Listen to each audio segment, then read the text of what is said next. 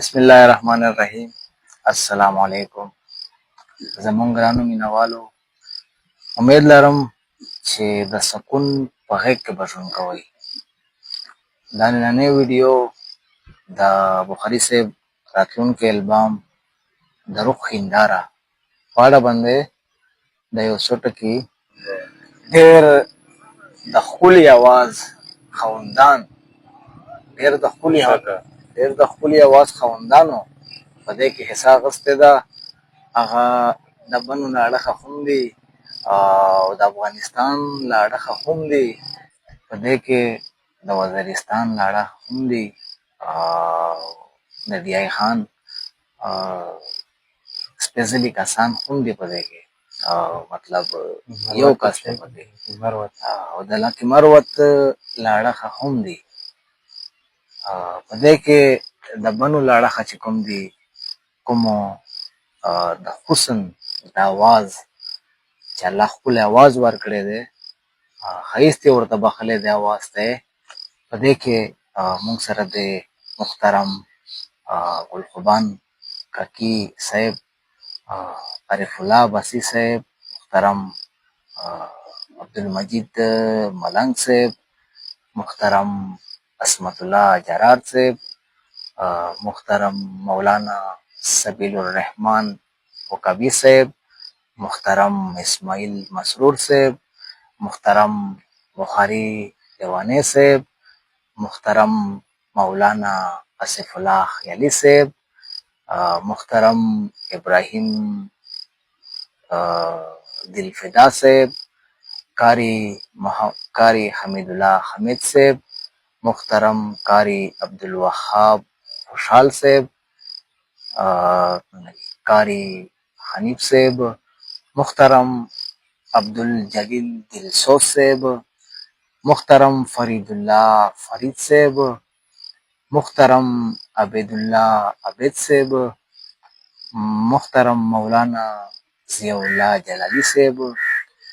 موږ سره چې کوم د افغانستان له اړخه دي، هغه کسان چې خدای یې اواز ته ښایست بخښلی دی، خدای دې په هېڅ څه نه کړي. هغه کې یو کس دی قاري منصور غزنوي صاحب. د دې نه بعد د وزیرستان له اړخه هغه کسان چې په دې البم د روح هنداره کې حصه اخیستې ده، هغه د یو ولی زمان رضا صاحب، محترم حافظ فرمان الله فرمان صاحب، محترم د دې نه بعد چې کومو کسانو د روح هنداره په دې البم کې حصه اخیستې ده، د لکي مروت له اړخه چې کوم د ښایست د اواز خاوندان دي، په دې کې د ابراهیم خلیلي صاحب، محترم د ډېرو زړونو درزا غزلي مروت صاحب، محترم غزلي مروت صاحب،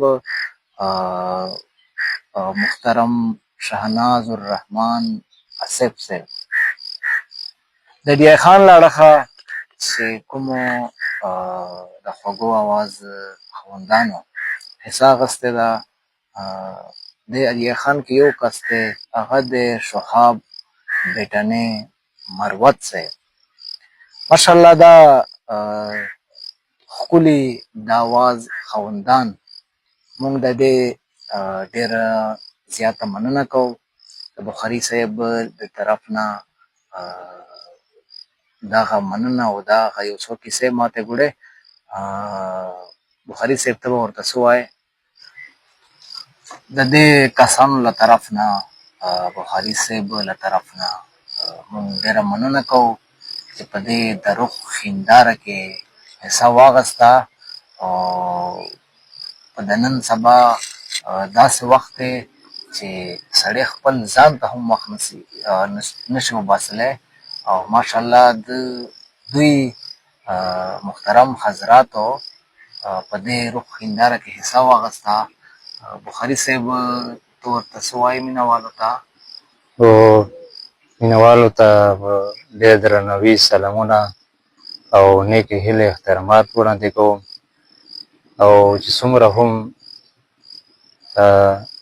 زما کلام یې ریکارډ کړی دی، څومره هم خوږژبي نتخوانان دي، نو ټولو ته احترام لرم د زړه له تله، او شکریا ادا کوم چې په دا مصروفیت دور کې زما د مات ګوټ کلام یې ته یې ښکلا ورکړه او هغه یې ریکارډ کړو.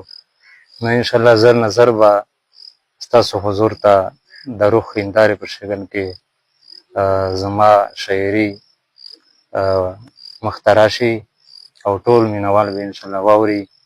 نو انتظار کې راسره اوسئ، او بیا هم شکریا ادا کوم د ټولو ترانه خوانانو چې هغه د کوم ځای نه هم دي، ما ته ډېر محترم دي او زه هغې سره مینه لرم. ډېره مننه، قربان. د روح